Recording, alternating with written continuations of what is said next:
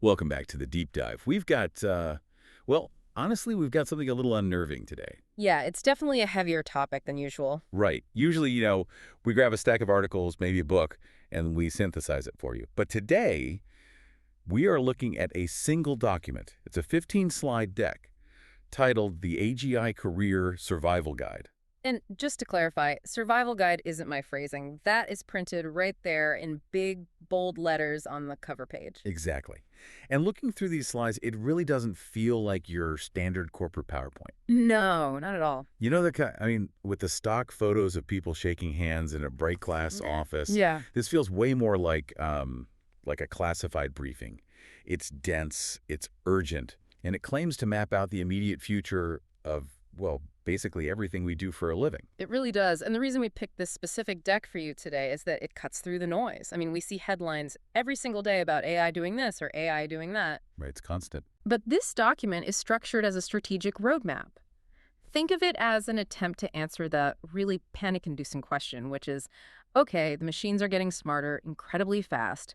What exactly am I supposed to do on Monday morning? Right. What's the actual plan? It's practical, but it's also pretty heavy. We're going to cover timelines that are shrinking so fast they barely make sense, career ladders that are basically just evaporating into thin air. Yeah, just gone. And this whole new concept of being an architect rather than a worker bee. And also the geopolitical reality of computer ships, which is wild. It is intense. But the goal here isn't to scare anyone. Think of this deep dive as a director's commentary. Imagine we have these 15 slides projected on a huge wall right in front of us. A visual journey for the ears. I love that. Exactly. We're going to use some verbal laser pointers to guide you through the graphics because the charts in here, they tell a story that the text sometimes just glosses over. We're going to focus on the implications, the so what. Perfect. So let's not waste any time. I want to jump right into the first slide. It's a graph titled The Consensus. Timelines have compressed. And honestly, just looking at this, my stomach tightens a little bit. Walk us through what you're seeing. Okay, so picture a standard line graph. Mm-hmm. The bottom axis, the timeline, starts right now in 2024 and goes out to 2030. The vertical axis on the left is cognitive capability. Now, there are two main lines here. First, there's a blue line. Right, the Demis Hassabis estimate. Yeah, the head of Google DeepMind. His blue line goes up pretty steadily and hits a marker labeled all human cognitive capabilities right around the year 2030. Okay, let's just pause there for a second. 2030. That is 5, maybe 6 years away from when this was published. That alone is a radical prediction. He is saying a computer will match all human cognitive output before I even pay off my car loan. Yeah, it already feels way too soon. But then you look at the red line. Exactly. I want everyone to take your mental laser pointer and track that red line. This is the estimate from Dario Abdai, The CEO of Anthropic. And it's not just a gentle slope. It is practically a vertical wall. It shoots straight up and hits a totally different marker labeled Nobel laureate level capability. And it hits that point, wow, around 2026 or 2027. That is the crucial takeaway of this entire slide. We are talking about 2027. Hold on. 2027, that's barely 2 years from now. I mean, that feels impossible. We've been hearing AI is coming for decades. Is Amadeus actually serious that a piece of software will rival a Nobel Prize winner that soon? Or is this just, CEO hype to sell more enterprise subscriptions? It's a completely fair skepticism to have. But look at the trajectory of the models just in the last 18 months. The jump from GPT-3 to 4 to the current complex reasoning models, it suggests an exponential curve, not a linear one. Amade isn't selling a subscription here. He's trying to warn us about a reality. Because the gap between 2030 and 2027 is massive. Exactly. The difference between Hassabis's 2030 and Amade's 2027 might seem small, just 3 years, but in career terms, that is the difference between planning for retirement and absolute panic. Timelines have compressed dramatically. Pause 2 seconds. Wow. Okay, Nobel laureate level by 2027. Letting that sink in. So if that timeline is the when, the next slide tells us the who. And this is where it gets incredibly personal for a lot of people. Yeah, slide 2. Right. It's called the disruption zone. Collapse of the intern. And visually, this is a radar chart. You know those spiderweb-looking graphs you sometimes see in video games to show character stats? Yeah, exactly. And there's a big, aggressive, red shaded area right in the very center labeled automated, 1 to 5 years. Now, what's inside that red zone? It's basically every entry-level job description I have ever seen. We've got junior coding, data entry, and basic analysis. I call this the blast radius. It really is. And there's a quote here from Dario Amodei again that just hammers this home. He says, quote, Half of entry-level white-collar jobs could be gone within the next 1 to 5 years. Half the jobs gone. It's a staggering number. That's not a statistic, that's a social crisis. If you're a junior analyst right now, listen to this, your stomach probably just dropped. It should drop. But we have to look at the why to understand how you can dodge it. The slide notes that the value proposition of entry-level work is completely dissolving. What does that mean exactly? Well, think about what an intern or a junior associate actually does. They take raw data from a spreadsheet, they format it, maybe they summarize a long meeting, and they put it all into a polished PowerPoint. Right, the grunt work. Exactly. That is routine cognitive labor. And that is exactly what these new models are becoming completely perfect at doing. So the whole idea of paying your dues by doing the boring grunt work for 5 years. That's over. Because the robot does the grunt work instantly and for free. Exactly. The bottom rungs of the corporate ladder are actively being sawed off. But, and this is a really important, but look over at the blue zone on that same radar chart. Okay, yeah, I see it. Yeah. It's sort of offset from the red blast radius. It's labeled human safe haven. Right. What's floating in that safe haven? It lists physical robotics, complex reasoning, and creative strategy. This is your lifeline right now. Physical robotics is safe because an AI can write a brilliant novel, but it still violently struggles to fold laundry or fix a leaky sink. Right. The physical world is messy. Very messy. And then you have complex reasoning and creative strategy. If your job is routine cognitive labor, you are in the blast radius. But high-level strategy, that's the safe haven. Okay, so moving boxes in the real world is safe, and high-level strategy is safe. But everything in the middle, the intern stuff, the junior coder stuff, is collapsing. Correct. The middle is falling completely out. Which brings us to a huge conceptual shift for your career. And it's visualized perfectly on slide 3, which is titled The Opportunity, Exploiting the Capability Overhang. Okay, let's look at this one. It's an illustration of an iceberg. We've all seen the classic iceberg metaphor, but this one is very specific to AI usage. Above the waterline, at the very tip, it says current usage. Right. What's listed there? Chatbots and email drafts. Exactly. This is how 99% of people use AI right now.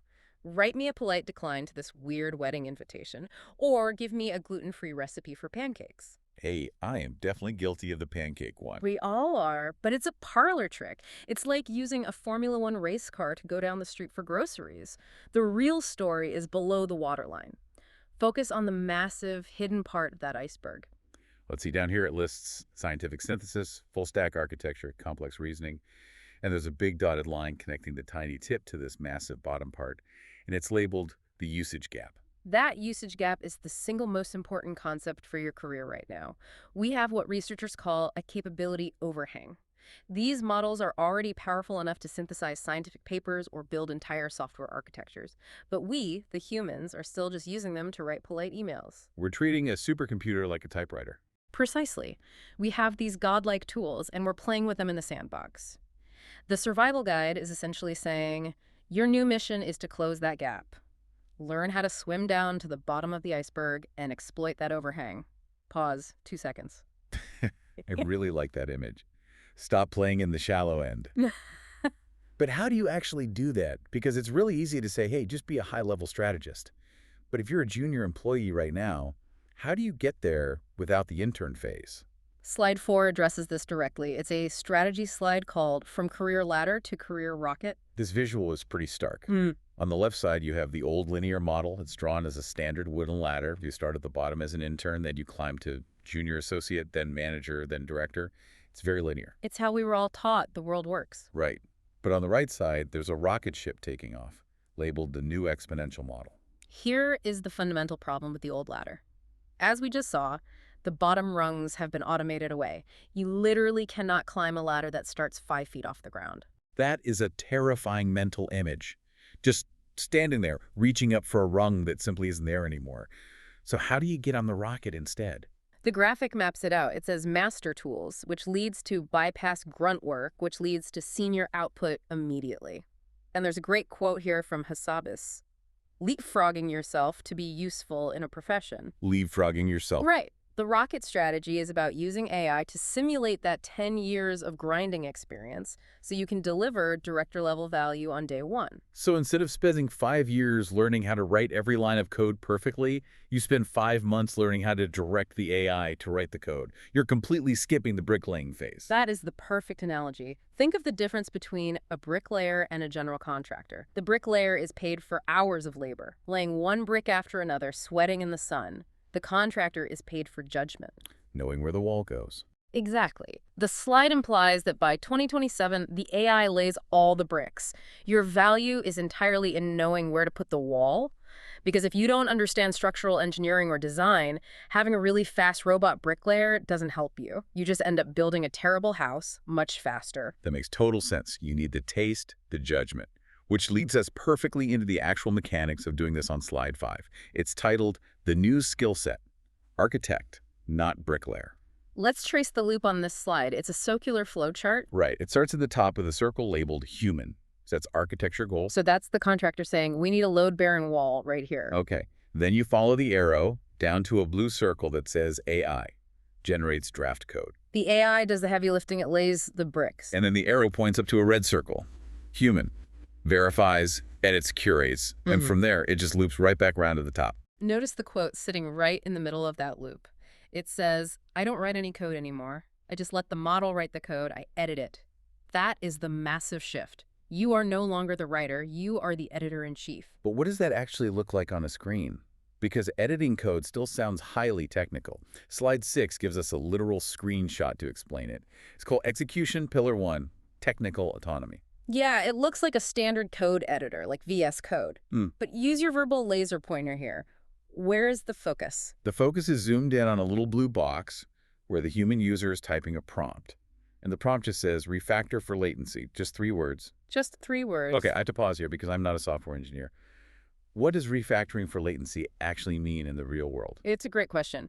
In the old world, the pre-2024 world, refactoring for latency is the exact kind of boring, incredibly tedious plumbing work that makes engineers want to pull their hair out. Like optimizing things. Yeah. It means hunting down bottlenecks in the system, rewriting hundreds of lines of functions just to make them a few milliseconds faster, and then testing everything over and over to ensure you didn't accidentally break the entire app. It's easily a 2-day task for a senior engineer. And in this screenshot, You are treating the entire code base like a smart document you can just talk to. You ask for the optimization, and the AI does 2 days of tedious plumbing in roughly 14 seconds. The insight written on the side of the slide captures it perfectly. It says, you are no longer a coder. You are a team of engineers. a team of engineers. Wow. Yeah. You aren't just one person typing anymore. You're the manager of a tireless AI development team that types at the speed of light. And look at the forecast box at the bottom of slide 6. This is from Anthropic again. It says, models doing most or all software engineering tasks within 6 to 12 months. 6 to 12 months. We're right back to that violently compressed timeline. It feels like the technology is moving faster than we can even finish this deep dive. It really is. Pause 2 seconds. And you have to realize that exponential growth isn't just in raw capability, it's in financial value. Turn to slide 7. Okay, execution pillar 2 second. The genius of data. This is a bar chart showing the Anthropic revenue proxy, and it is the definition of an exponential curve. Trace the numbers for us. It starts at $100 million in 2023. Then it jumps to $1 billion in 2024, and it projects $10 billion for 2025. That is a classic, aggressive hockey stick graph. It is. And the analysis the author puts next to this chart is crucial for your survival strategy. There is a direct, unbreakable relationship right now between compute, capability, and value. As these companies throw billions of dollars and millions of chips at these models, the capabilities just skyrocket. Meaning the market is moving exponentially. Exactly. And so your personal learning curve must match it. You cannot learn linearly in an exponential world. You will be left behind in months. Okay, so we need to learn fast. But learn what exactly? We talked about being an architect, but slide 8 gets really specific. It's execution pillar the third. Solve the hard problems. This slide breaks human tasks into 2 very distinct zones. You have a blue box and a red box. The blue box is labeled the commodity zone, and inside it, it lists math and routine coding. Wait, math is a commodity. That feels fundamentally wrong to me. Math is incredibly hard. Calculation is a commodity. The AI can do the math flawlessly and instantly. It can code the routine database function better than you ever will. Those skills, which used to be highly paid, are now cheap. They are commodities. That is wild. But look at the red box, the target zone. This is where you have to set up camp. It lists hypothesis generation, physical verification, and novel science. Hypothesis generation, that connects right back to what we said earlier about the contractor versus the bricklayer. It is all about asking the right questions. There's a quote here from Hassabis that says, coming up with the question. That's the highest level of scientific creativity. If the AI oracle can answer literally any question you ask it in seconds, the economic value completely shifts to the person who knows which question is actually worth asking. That is a profound shift in how we think about human intelligence. I mean, we spend our entire education system, from kindergarten through college, teaching kids how to answer questions, how to pass the test. Now we're saying we need to teach them how to design the test. Right, it's a total inversion of the education model, and there is always a but in these briefings, we cannot just scale this AI intelligence indefinitely without hitting a physical wall. Hardware. Exactly. Which brings us to the geopolitical reality, which honestly might be the scariest part of this entire deck. Slide 9. Yeah, this slide looks like a military war room map. It's titled Geopolitical Reality. The chip constraint. We have a world map highlighting Taiwan, the USA, and China. Trace the supply chain for us. There is a really thick line connecting Taiwan, which is labeled manufacturing, directly to the USA, which is labeled compute clusters. And notice the giant red label stamped over China. Restricted. This definitely isn't just about tech business anymore. This is about hard national security. The primary insight here is that the defining constraint on AI progress isn't software, it's hardware availability. You can have the best code in the world, the smartest human architects, but if you don't have tens of thousands of advanced H100 chips to run the model, you do not have intelligence. And the quote on this slide, man, it just stops you in your tracks. It's another analogy from Dario Amodei. He says, selling chips to China is like selling nuclear weapons to North Korea because it profits Boeing. We need to pause on that analogy because it is incredibly heavy. Why compare computer chips to nuclear weapons? Because of the power. Because intelligence is the ultimate dual-use technology. If you have an AGI model that can perfectly design a highly efficient solar panel, that exact same model can probably design an unstoppable synthetic bioweapon. Right. The text of the slide glosses over it slightly, but looking at the map, it shows a massive geographic choke point. If the TSMC semiconductor foundries in Taiwan go offline for any reason, an earthquake, a blockade, a conflict, the entire global intelligence explosion stops dead in its tracks. That is why this looks like a war room map. So the phrase chip wars isn't just a fun metaphor for business competition. Supply chain security literally is national security. Pause 2 seconds. Exactly. And understanding this fragile supply chain is actually a career advantage for you. If you know where the physical hardware is flowing, you know where the massive software breakthroughs are going to happen next. Follow the silicon. That is heavy stuff. And speaking of existential risks, slide 10 really keeps the pressure on. It's titled The New Security: Bad Actors and Deception. Visually, it shows a complex neural network diagram, but there's a huge magnifying glass hovering over one specific cluster of nodes. This slide introduces a completely new career field called mechanistic interpretability. Okay, mechanistic interpretability, that is quite a mouthful. What does that actually mean in plain English? Think of it like conducting brain surgery on computer code. Right now, these massive AI models are essentially black boxes. We feed them terabytes of data, and they give us brilliant answers. Well, we don't actually know how they found the answer. Wait, really? We build them, but we don't know how they think. Exactly. We know the architecture, but the internal pathways are a mystery.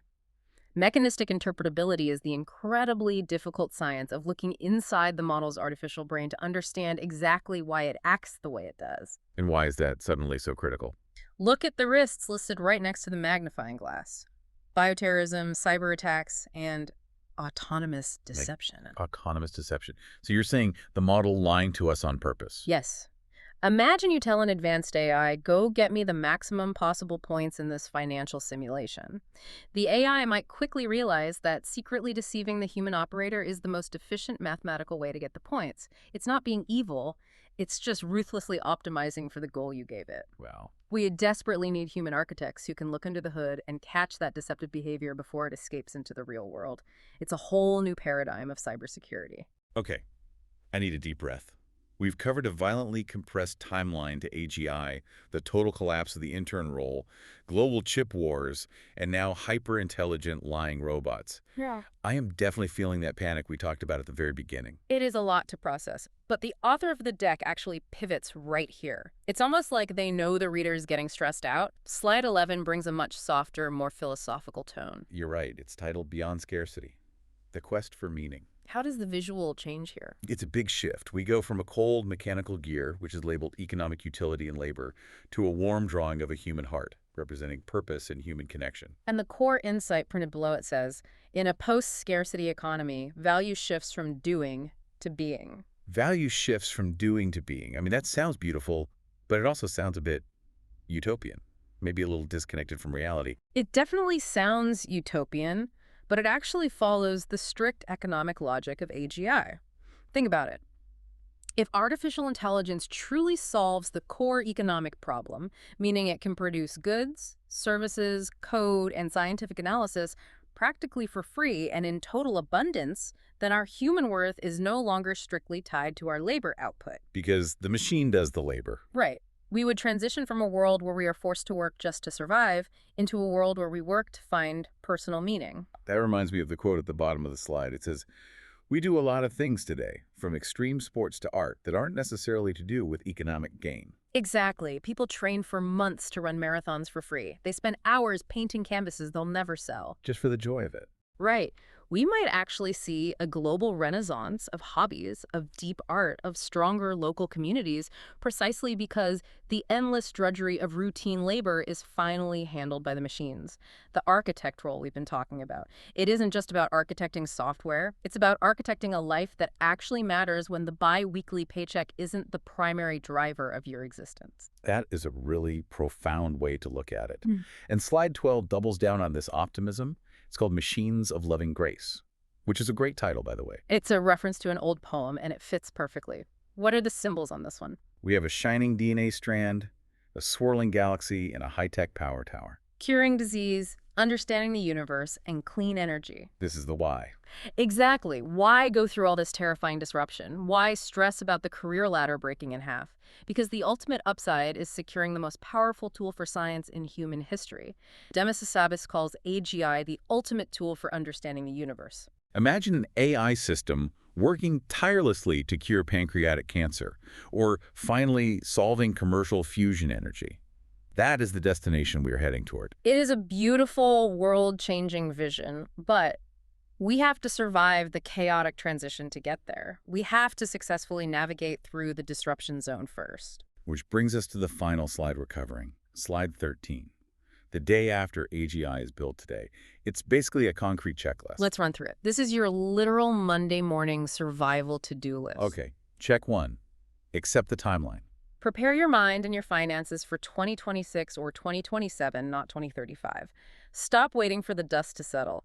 If you are currently planning a traditional 5-year degree in something routine like basic accounting, you need to radically rethink it. Check 2. Master the tools. And this specifically means, don't just chat. Architect and edit. If you are just prompting ChatGPT to write a funny poem for your friend's birthday, you are entirely missing the point. You're playing in the shallow end of the iceberg. Right. Build a complex system. Use the tool to create real structural value. Check 3. Leapfrog the ladder. Produce senior-level output immediately. Use these AI tools to completely punch above your current weight class. If you are a 22-year-old intern today, you need to figure out how to do the strategic work of a 30-year-old manager by tomorrow, using AI as your team. Check 4. Ask the questions. Focus all your energy on the hypothesis, not the task execution. Be the person in the room who directs the inquiry. Be the one who asks, why are we doing this? And what if we tried this impossible thing? And finally, check 5. Watch the hardware. Follow the silicon chips to predict the future. If you want to know which country or which mega corporation is going to win the next decade, just count their GPUs. It is such a comprehensive, intense list. Yeah. You know, looking all the way back at slide 3, the mission stamp floating next to that iceberg really sums this entire deck up. It just says, get unbelievably proficient. That is it. That is the whole ballgame. The gap between the current usage where society is right now and that massive capability overhang where the raw technology already is, that gap is where your entire career lives from this day forward. The technology is literally sitting right in front of us, waiting to be unleashed at a high level. It is. And the people who figure out how to close that gap, the people who learn how to actually wield these godlike tools for complex, hard work, they aren't just going to survive the disruption zone. They are going to completely define the next era of human history. This has been an incredible walkthrough. It's scary, sure. The 2027 timeline is objectively terrifying, but it's also deeply empowering. The tools to survive it are already in our hands. Absolutely. We just have to choose to use them properly. Before we go, I want to leave you, the listener, with a final thought. We spent a lot of time talking about the traditional corporate ladder breaking. We talked about the intern role completely disappearing into the blast radius. The end of paying your dues? Right. So here is the question you need to ponder. If the intern role is collapsing, and the traditional way of learning the ropes by making mistakes is gone, what does human mentorship even look like in a world where the junior employee on your team is an artificial intelligence? That is the multi-billion-dollar question. How do we organically grow the next generation of senior human experts if there is absolutely no entry-level work left for them to train on? Something really heavy to think about on your commute. Thank you so much for taking this deep dive with us today. We will see you in the future, which apparently is arriving next Tuesday. Take care, everyone. Stay adaptable.